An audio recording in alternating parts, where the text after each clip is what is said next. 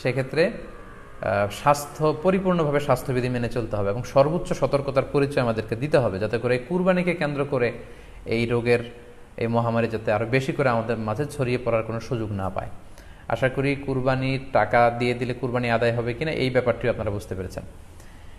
এবার আমরা আসি, আরেকটি প্রশ্ন আমাদের কাছে খুব বেশি এসেছে, সেটা হচ্ছে কুরবানির পশু অনলাইনে ক্রয় করা যাবে কিনা। খুবই রেলেভেন্ট একটি কোশ্চেন, যেহেতু এখন অনেকেই হাটে যেতে চাচ্ছেন না করোনা পরিস্থিতির কারণে। অনলাইনে আমরা অনেক কেনাকাটা করি, ফলে অনলাইনে কুরবানির পশুটা ক্রয় করা যাবে কিনা, এটা হচ্ছে প্রশ্ন। এক্ষেত্রে উত্তর হচ্ছে জি, অন্যান্য জিনিস আপনি যেমনি অনলাইনে ক্রয় করেন সেগুলো যেমনি জায়েজ, অনুরূপভাবে অনলাইনে কুরবানির পশুও ক্রয় করা জায়েজ। বিভিন্ন ডেইরি ফার্ম আছে, অ্যাগ্রো ফার্ম আছে এবং বিভিন্ন গরু ছাগলের খামার আছে। তারা কিন্তু আমি দেখলাম যে বিক্রয়.com-এ না রকমারি.com আমি দেখলাম যে তারা গরুর অ্যাড দিচ্ছে, গরুর ভিডিও সেখানে আপলোড করে দিচ্ছে, সেখানে তাদের ক্লায়েন্টরা সেটা দেখে তারা গরু ক্রয় করছে। যে এটা জায়েজ আছে ইনশাল্লাহ। আপনারা যদি স্বাস্থ্য ঝুঁকির কারণে গরুর হাটকে অ্যাভয়েড করতে চান, ওখানে যেতে না চান, আপনারা চাইলে অনলাইনে পশু ক্রয় করতে পারবেন। তবে সেক্ষেত্রে দুটি জিনিস আপনাকে নিশ্চিত হতে হবে, দুইটা জিনিস আপনাকে অনলাইনে পশু ক্রয় করার ক্ষেত্রে নিশ্চিত হতে হবে। প্রথম বিষয় হচ্ছে পশুটা দৈহিকভাবে ত্রুটিমুক্ত কিনা, এটা নিশ্চিত হতে হবে। অর্থাৎ পশুর বিস্তারিত অঙ্গ প্রত্যঙ্গের বর্ণনা আপনার জানা থাকা চাই। পশুটা সুস্থ আছে কিনা, বাহ্যিকভাবে সমস্ত ত্রুটিমুক্ত কিনা, এটা জানতে হবে। 2 নম্বর হচ্ছে পশুর বয়স সম্পর্কে আপনার জানতে হবে, কারণ যে কোনো বয়সের পশু দিয়ে কুরবানি করা যায় না, এটার একটা নির্ধারিত বয়স সীমা দেওয়া আছে শরিয়াতে, সেটা আপনাকে মেনটেন করতে হবে। প্রথম হচ্ছে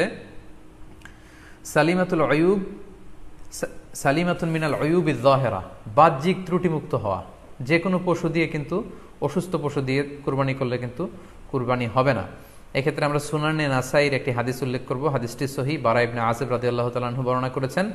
আল্লাহ রাসূল সাল্লাল্লাহু আলাইহি ওয়াসাল্লাম বলেছেন, লা ইয়াজুজু মিনাদ দাহায়া আল আওরাউল বাইয়িনু আওরুহা, এমন পশু দিয়ে কুরবানি হবে না যে এই পশুটা সুস্পষ্টভাবে অন্ধ কানা কোনো পশু দিয়ে কুরবানি হবে না।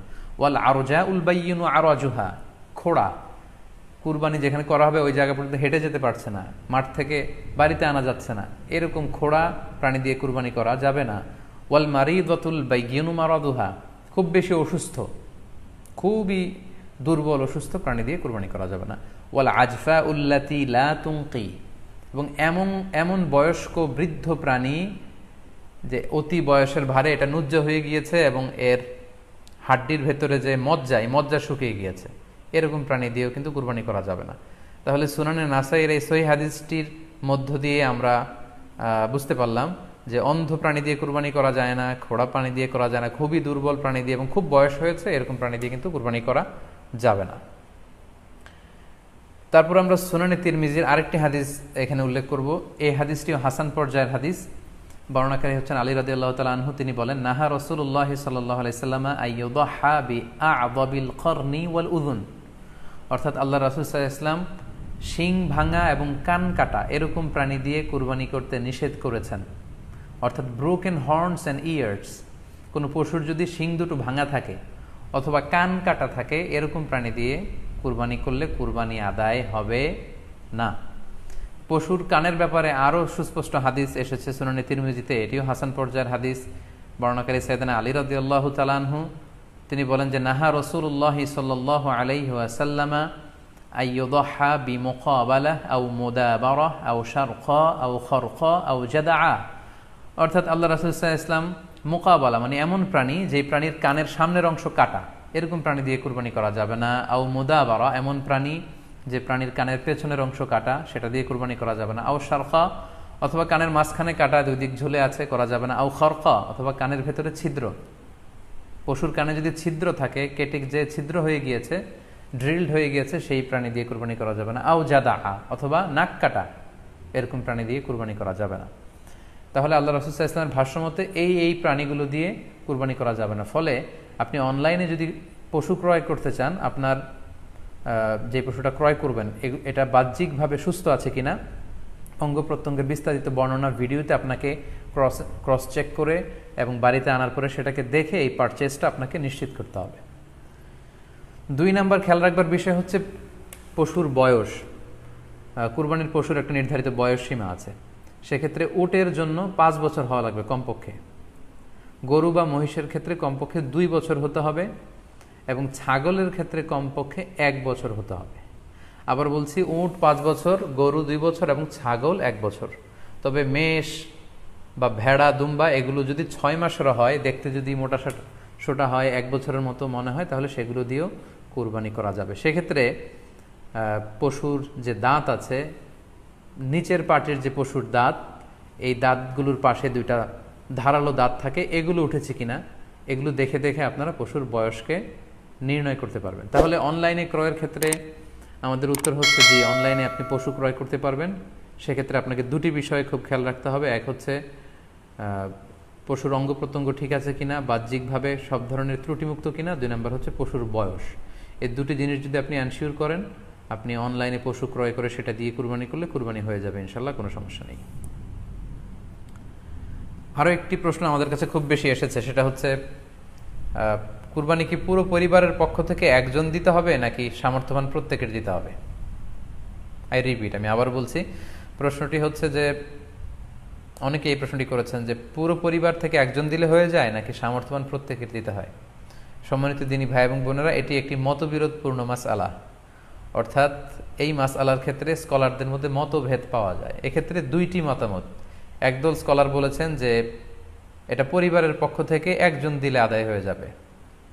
অপর মতামত হচ্ছে যে না, সামর্থ্যবান প্রত্যেকেরই দিতে হবে। আমরা 2টি মতামত নিয়ে আলোচনা করি। প্রথম মত হচ্ছে যে এক পরিবারের পক্ষ থেকে একজনই যথেষ্ট। এই মতামতটিও দলিলের দিক থেকে বেশ শক্তিশালী।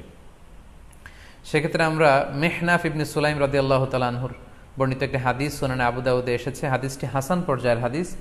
তিনি বলছেন, ও নাহনু উকুফুন মা রাসূলিল্লাহ বিআরাফাতিন, আমরা রাসূল সাল্লাল্লাহু আলাইহি ওয়াসাল্লামের সাথে 9 জিলহজ আরাফার ময়দানে ছিলাম। ক্বালা, তখন আল্লাহ রাসূল সাল্লাল্লাহু আলাইহি ওয়াসাল্লাম আমাদেরকে বলেছেন, ইয়া আইয়ুহান নাস, হে মানব সকল, ইন্না আলা কুল্লি আহলি বাইতিন ফি কুল্লি আমিন উদহিয়া, অর্থাৎ প্রত্যেকটি, আল্লাহ রাসূল সাল্লাল্লাহু আলাইহি ওয়াসাল্লাম বলেছেন, প্রত্যেকটি ফ্যামিলির জন্য প্রতি বছর একটি কুরবানি ওয়াজিব হয়।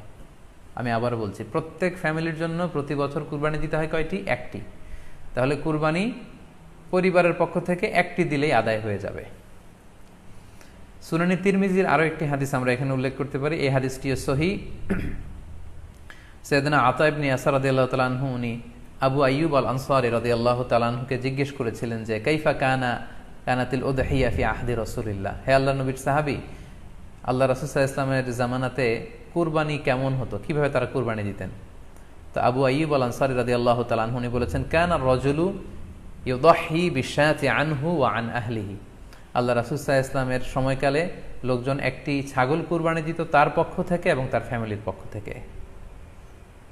আনহু ওয়া আন আহলিহি, তার নিজের পক্ষ থেকে এবং ফ্যামিলির পক্ষ থেকে। অর্থাৎ এই হাদিসগুলোর আলোকে বোঝা যায় যে পুরো পরিবারের পক্ষ থেকে একজন কুরবানি দিয়ে দিলেই আদায় হয়ে যাবে। স্বামীও চাকরি করেন, স্ত্রীও চাকরি করেন, স্বামীরও টাকা আছে, স্ত্রীর টাকা আছে, দুইজনের আলাদা করে দিতে হবে না। স্বামী যদি একটা ছাগল কুরবানি দিয়ে দেয়, তাহলে স্ত্রীর পক্ষ থেকে, পুরো ফ্যামিলির পক্ষ থেকে কুরবানি আদায় হয়ে যাবে। এই হাদিসগুলোর আলোকে বোঝা গেল।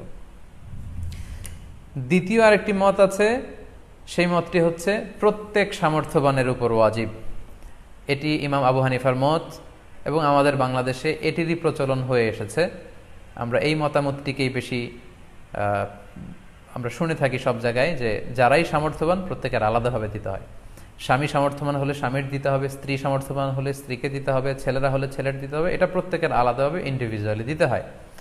এবং সেক্ষেত্রে ওনারা দলিল দিচ্ছেন সুনান ইবনু মাজার একটি হাদিস, হাদিসটি সহিহ, যেখানে আল্লাহ রাসূল সাল্লাল্লাহু আলাইহি ওয়াসাল্লাম বলেছেন, মান কানা লাহু সাআহ, যার সামর্থ্য আছে কিন্তু ওয়ালাম ইউদাহি, সামর্থ্য থাকার পরেও সে কুরবানি দেয় না, ফালা ইয়াকরাবান্না মুসাল্লানা, সেজন্য ঈদুল আজহার দিন আমার ঈদগাহে না আসে নামাজ পড়তে। আল্লাহ রাসূল সাল্লাল্লাহু আলাইহি ওয়াসাল্লাম হুঁশিয়ারি বাণী ঘোষণা করেছেন, ধমক দিয়েছেন যে সামর্থ্য থাকার পরেও যে কুরবানি দেয় না সেজন্য আমার ঈদগাহে না আসে। এই হাদিসের আলোকে ওনারা বলেছেন মান কানা লাহু সাআহ, যার সামর্থ্য আছে। ওনারা বলছেন যে এটা ইন জেনারেল, ব্যাপক, যারই সামর্থ্য আছে তাকেই দিতে হবে। সো এখানে বাস্তবতা হচ্ছে দুই পক্ষেরই খুব ভ্যালিড দলিল আছে। আর কোনো মাসআলার ক্ষেত্রে যখন মতবিরোধ থাকে, দুই পক্ষেরই দলিল থাকে, সেক্ষেত্রে বাড়াবাড়ি করাটা অনুচিত। বরং এটা হচ্ছে ইসলামের সৌন্দর্য, এখানে প্রশস্ততা রয়েছে। সো যারা মনে করে যে ফ্যামিলির পক্ষ থেকে একজন কুরবানি দিলেই আদায় হয়ে যাবে, তাদেরও দলিল আছে, তাদেরকে সেটা করতে দেওয়া উচিত। তবে আমরা এটাকেই সাজেস্ট করি যে প্রত্যেক সামর্থ্যবানের উপর কুরবানি দেওয়া উচিত। এতে করে যিনি কুরবানি দিবেন উনি সওয়াব পেয়ে উপকৃত হলেন, আবার উনি কুরবানি দেওয়ার কারণে গোশত বিতরণ করলেন, ফলে গরিবরা উপকৃত হলো। সো সামর্থ্যবান প্রত্যেকেরই উচিত বেশি বেশি কুরবানি দেয়া। আশা করি এই মাসালাটাও আপনারা বুঝতে পেরেছেন। সম্মানিত, শুধু আমরা আমাদের লাইভের একেবারে শেষের দিকে চলে এসেছি। আমরা খুব বেশি লম্বাচড়া করতে চাই না, যদিও বলেছিলাম সংক্ষিপ্ত লাইভ, মাঝখানে একবার ইন্টারনেট এবং ইলেকট্রিসিটি চলে যাওয়ার কারণে একবার ইন্টারাপ্ট হলো। এ পর্যায়ে আমরা অল্প কয়েকটি রিমাইন্ডার আপনাদের সাথে শেয়ার করে আজকের আলোচনাটুকু আমরা এখানেই জবনিকা টানবো, এখানেই আমরা আলোচনাটি শেষ করবো ইনশাআল্লাহ। প্রথম যে রিমাইন্ডারটি আপনাদের সাথে আমি শেয়ার করতে চাই সেটি হচ্ছে, সম্মানিত শুধু আমরা অনেকেই বাজার থেকে পশু আনার সময় বা কুরবানি করার সময় পশুর সাথে অনেক বেশি অমানবিক আচরণ করি। এতে করে কিন্তু আপনার কুরবানিটা, পুরো কুরবানির প্রক্রিয়াটাই প্রশ্নবিদ্ধ হয়ে যেতে পারে। তাই আজকের লাইভের মধ্য দিয়ে যারাই আপনারা যুক্ত হয়েছেন, আমি সবাইকে বলছি আমরা যাতে পশুর সাথে মানবিক আচরণ করি, কুরবানির পশুর সাথে এমন কোনো আচরণ যাতে না করি যাতে ওর কষ্ট না হয়, আমরা যেন এটা খেয়াল রাখি। বিশেষ করে জবাই করার আগে পশুকে ভালোভাবে রশি দিয়ে বেঁধে নেয়া এবং ছুরিটা, যেই ছুরি দিয়ে জবাই করা হবে সেটা খুব ধারালো থাকা। আল্লাহ রাসূল সাল্লাল্লাহু আলাইহি ওয়াসাল্লাম কিন্তু এই দিক নির্দেশনা আমাদেরকে দিয়েছেন। সুবহানাল্লাহ, ইসলাম যে কতটা চেক অ্যান্ড ব্যালেন্স, কতটা ভারসাম্যপূর্ণ জীবন বিধান। আল্লাহ রাসূল সাল্লাল্লাহু আলাইহি ওয়াসাল্লাম সহিহ মুসলিমের বর্ণনায় তিনি বলছেন, ইযা যাবাহতুম ফাআহসিনু যিবহা, তোমরা যখন জবাই করবে সেখানেও তোমরা ইহসান করো। কেননা আল্লাহ তাআলা সব জায়গায় ইহসানকে অবধারিত করেছেন। আমরা জীবনে যাই করব না কেন সেটা ইহসানের সাথে করতে হবে। তো পশুটাকে কিন্তু আমি জবাই করব, স্লটার করব, আল্লাহ রাসূল সাল্লাল্লাহু আলাইহি ওয়াসাল্লাম বললেন যখন স্লটার করবে, জবাই করবে, তখনও সেটার প্রতি ইহসান করে তোমরা জবাই করো না। ওয়া ইযা যাবাহতুম ফাআহসিনু যিবহা, সেক্ষেত্রেও তোমরা সফট হার্টেড হও, সেটাকে ইহসানের সাথে জবাই করো। কিভাবে ইহসানের সাথে জবাই করবে? ওয়ালিয়ুহিদ্দা আহাদুকুম শাফরাতাহু ওয়ালিয়ুরিহ যাবিহাতাহু, তোমরা তোমাদের ছুরিটা খুব বেশি করে ধারালো করে নাও, যাতে করে খুব স্মুথলি স্লটারিংটা হয়ে যায়, খুব স্মুথলি কুরবানিটা তাড়াতাড়ি হয়ে যায়, যাতে প্রাণীটার কষ্ট না হয়। আমরা প্রায়ই আমাদের ব্যাখেয়ালে বা অবহেলাবশত কুরবানির পশু ট্রাক থেকে নামানো, হাট থেকে নিয়ে আসা, এমনভাবে আমরা কুরবানির পশুর সাথে ট্রিট করি, এতে করে কিন্তু অনেক অমানবিক আচরণ আমাদের দ্বারা প্রকাশ পেয়ে যায়। সো আমরা যদিও এটাকে জবাই করব, আমরা যেন ইহসানের সাথে জবাই করি, এই বিষয়টা যেন আমরা খেয়াল রাখি। এটা হচ্ছে প্রথম রিমাইন্ডার। দ্বিতীয় রিমাইন্ডার হচ্ছে, আমাদের দেশে প্রায় এটা ঘটে, জবাই করার পরে অনেক কসাইরা তাড়াতাড়ি এই পশুটার দেহ থেকে প্রাণ বের হয়ে যাওয়ার জন্য ছোট ছুরি দিয়ে জবাই করা প্রাণীটার গলার মধ্যে খোঁচা মারতে থাকে, গলায় বারবার খোঁচা মারতে থাকে। এটা কিন্তু ঠিক না। স্পাইনাল কর্ডে যদি আপনি জবাই করার পরে বারবার খোঁচা মারেন, তাহলে কিন্তু এই প্রাণীটার অপমৃত্যু হতে পারে, অর্থাৎ এটা স্বাভাবিক কোনো মৃত্যু নয়। স্বাভাবিক মৃত্যু হচ্ছে জবাই করে দেয়া, এবং ইসলাম এটাকে আমাদের জন্য বৈধ করেছেন। আমরা জানি যে পাশ্চাত্যে গরুর মাথায় বুলেট মারা হয়, অথবা ইলেকট্রিক্যাল শক দিয়ে ওটাকে হত্যা করা হয়, অথবা ভারী কোনো লোহার হাতুড়ি দিয়ে গরুর মাথায় আঘাত করে সেটাকে মারা হয়। কিন্তু ইসলাম এগুলোকে নিষেধ করেছে। ইসলামের বিধান হচ্ছে স্লটারিং করা, আপনি জবাই করে দিবেন। সেক্ষেত্রে আমার মনে হয় 10 থেকে 15 মিনিট যদি আমরা একটু ওয়েট করি, গরুর দেহ থেকে সবগুলো রক্ত কিন্তু বের হয়ে যাবে, ফলে এটার গোশতটা উপাদেয় হবে আমাদের জন্য। কিন্তু আমরা যদি তাড়াহুড়ো করে, বিশেষ করে অনেক কসাই ভাইরা রুহটা যাতে তাড়াতাড়ি বের হয়ে যায়, প্রাণটা যাতে তাড়াতাড়ি বের হয়ে যায়, জবাইয়ের পরে আবার ছোট ছুরি দিয়ে স্পাইনাল কর্ডে খোঁচা মারতে থাকে, এটা কিন্তু ঠিক না। এতে করে যেটা হয়, এটা স্বাভাবিক মৃত্যু হয় না, বরং অপমৃত্যু হয়ে থাকে। আমরা যখন কুরবানি করি তখন প্রাণীটার শ্বাসনালী এবং কণ্ঠনালী কেটে যায়, এবং তারপরে রক্তনালী, যেটাকে ইংরেজিতে বলে জুগুলার ভেইন, এই জুগুলার ভেইনটা যখন কেটে যায় তখন কিন্তু প্রাণীটা আর ব্যথা পায় না। গবেষণায় দেখা গিয়েছে যে যদিও আমরা দেখি যে প্রাণীটা খুব ছটফট করে, লাফালাফি করে, কিন্তু আসলে সে ব্যথা পায় না। জুগুলার ভেইন যখন কেটে ফেলে তখন ব্রেইন তাকে স্পাইনাল কর্ডের মাধ্যমে হার্টে সিগন্যাল দেয় আরও বেশি পাম্প করার জন্য, আরও বেশি রক্ত পাঠানোর জন্য। ফলে দেহের সবগুলো রক্ত গলার ওই কাটা জায়গা দিয়ে কিন্তু বের হয়ে যায়। কিন্তু ওই মুহূর্তে আপনি যখন ছোট ছুরি নিয়ে এটার স্পাইনাল কর্ডে খোঁচাখুচি করতে শুরু করেন, তখন কিন্তু এটার অপমৃত্যু ঘটে, এটার স্ট্রোক হতে পারে, এটা হার্ট অ্যাটাক করে মারা যেতে পারে। তাহলে সেটা কিন্তু স্বাভাবিকভাবে জবাইয়ের মধ্যে দিয়ে মৃত্যুবরণ করলো না, বরং হার্ট অ্যাটাক করে বা স্ট্রোক করে সেটা মারা গেল। তখন কিন্তু আপনার কুরবানিটা প্রশ্নবিদ্ধ হয়ে যেতে পারে। তো এই জন্য আমি সকলের কাছে অনুরোধ করব, আপনারা তাড়াহুড়ো না করে 10 থেকে 15 মিনিট একটু ওয়েট করেন জবেহের পরে, এটাকে স্বাভাবিকভাবে ন্যাচুরালি প্রাকৃতিকভাবে এটা রুহুটা বের হতে দিন, তা না হলে আমাদের কুরবানি কিন্তু প্রশ্নবিদ্ধ হয়ে যেতে পারে। 3 নম্বর রিমাইন্ডার হচ্ছে, আমাদের বাংলাদেশের অনেক জেলায় আমরা হিন্দু মুসলমান একসাথে থাকি। আমার কাছে নিউজ এসেছে যে অনেক জায়গায় অনেকে হিন্দুদের মন্দিরের সামনে কুরবানির গরু জবাই করে। এটা ঠিক না, কারণ আমরা জানি যে ওরা এই গরুর পূজা করে থাকে। সো আমরা এমন কিছু করব না যেটা ওদেরকে খুব বেশি কষ্ট দিবে। সো অনেকে শুনেছি যে উস্কানিমূলকভাবে তারা একটু দেখিয়ে দিতে চায় বা তাদের উপর প্রতিশোধ নিতে চায়, এরকম করে অনেক সময় হিন্দুদের বিভিন্ন গ্রামে মন্দিরের সামনে এই কুরবানির ব্যবস্থাপনা করা হয়। আমি বলবো যে আমরা এটা যাতে না করি। আমরা হিন্দুদের যে উপাসনালয় আছে, আমাদের হিন্দু ভাইদের উপাসনালয়গুলোকে স্কিপ করে এমন জায়গায় কুরবানি করব যাতে করে তাদের এই দৃশ্য দেখা না লাগে এবং তাদের এবাদতগাহের সামনেও যাতে আমাদের এরকম পরিস্থিতি তৈরি করতে না হয়। আমরা যাতে সাম্প্রদায়িক সম্প্রীতি আমাদের আবাদতের মধ্য দিয়ে বজায় রাখতে পারি এবং কোনো ধরনের উস্কানিমূলক কর্মকাণ্ডে যেন আমরা কখনোই যুক্ত না হই। 4 নাম্বার এবং সবচাইতে গুরুত্বপূর্ণ পয়েন্ট হচ্ছে, জি খেয়াল করে শুনুন, আপনাকে বলছি, 4 নাম্বার পয়েন্ট হচ্ছে যে জবাইয়ের স্থান এবং বর্জ্য কুরবানির পরে এটাকে নিজ দায়িত্বে পরিচ্ছন্ন করুন। আই রিপিট, আমি আবার বলছি, যেখানে আপনি কুরবানি করলেন সেটাকে এবং এই যে বর্জ্য ময়লা, এটা নিজ দায়িত্বে আপনি ক্লিন করুন।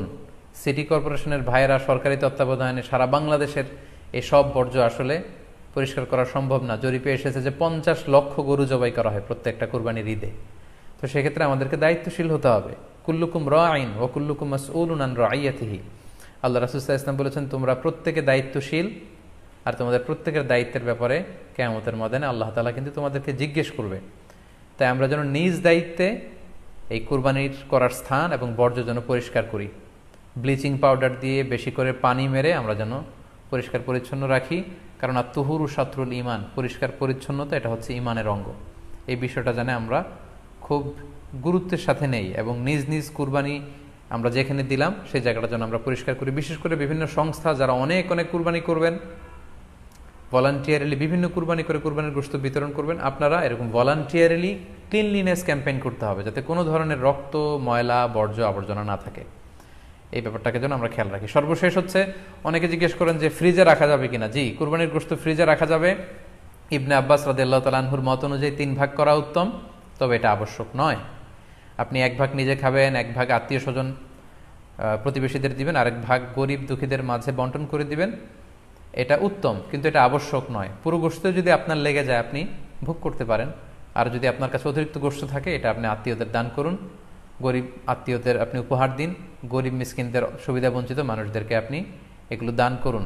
কারণ সূরাতুল হজ্জের 28 নম্বর আয়াতে আল্লাহ তাআলা বলেছেন, ফাকুলু মিনহা ওয়া আত'ইমুল বাঈসাল ফাকির, তোমরা কুরবানির এই গোশত নিজেরাও খাও এবং অভাবী লোকদেরকে দাও।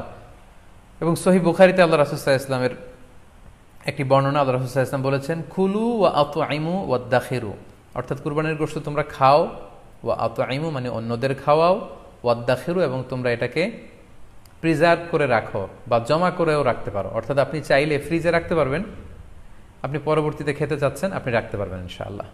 সো উত্তম হচ্ছে 3 ভাগ করে 1 ভাগ নিজে খাওয়া, 1 ভাগ আত্মীয় স্বজনদের প্রতিবেশীদের দেয়া এবং 1 ভাগ অভাবী, সুবিধা বঞ্চিত, গরিব মিসকিনদের মাঝে বন্টন করে দেয়া। এবং অবশ্যই অবশ্যই যাদের সামর্থ্য আছে আপনারা বেশি বেশি কুরবানি করুন এবং এই কুরবানির মধ্য দিয়ে আমরা অনেক অনেক প্রান্তিক জনগোষ্ঠী, সুবিধা বঞ্চিত মানুষ, তাদের কাছে আমাদের সহায়তাগুলো পৌঁছে দিতে পারবো। সম্মানিত সুধী, আপনাদের সবাইকে আবারও শুকরিয়া জানাই। দীর্ঘ সময় নিয়ে আপনারা আমাদের লাইভ প্রোগ্রামটিতে জয়েন করেছেন। এখনও দেখা যাচ্ছে প্রায় 22,700 দিনী ভাই বোন আমাদের লাইভটি শুনছেন। আপনাদের সবাইকে আবারও আন্তরিক শুভেচ্ছা এবং অভিনন্দন। আমরা কামনা করি যে আল্লাহ তাআলার কাছে আমরা ফরিয়াদ করি জিলহজ মাসের প্রথম 10 দিনের যে বারাকা, রাহমা, আমরা যেন নফল আবাদত করে করে বেশি বেশি তাকবীর, তাহলিল দিয়ে এই দিনগুলো যেন মুখরিত রাখতে পারি, বেশি বেশি নফল আবাদত করতে পারি, নফল রোজা রাখতে পারি। বিশেষ করে অবশ্যই আরাফার দিনের রোজা যাতে আমরা মিস না করি। এবং যদিও করোনা পরিস্থিতির মধ্যে দিয়ে আমরা সবাই আতঙ্কিত, তারপরেও গোটা মুসলিম উম্মার জন্য আমরা দোয়া করি যে এই ঈদ উল আজহার উৎসব যাতে আমরা ভাব গাম্ভীর্যের সাথে আবাদতের মধ্য দিয়ে, আনন্দ উৎসবের মধ্য দিয়ে পালন করতে পারি। আপনাদের সবার জন্য আমি দোয়া করছি, আমি নিজেও আপনাদের সবার কাছে দোয়া চাই। আল্লাহ তাআলা আপনাদের সবাইকে ভালো রাখুক, সুস্থ রাখুক, ঈমানের সাথে রাখুক। আবারও হয়তো কোনো লাইভে দেখা হয়ে যাবে, আপনারা লাইভটি শেয়ার করবেন বলে আশা করছি। সুবহানাকাল্লাহুম্মা বিহামদিকা আশহাদু আল্লা ইলাহা ইল্লা আনতা আস্তাগফিরুকা ওয়া আতুবু ইলাইক। ওয়াসসালামু আলাইকুম ওয়া রাহমাতুল্লাহি ওয়া বারাকাতুহু।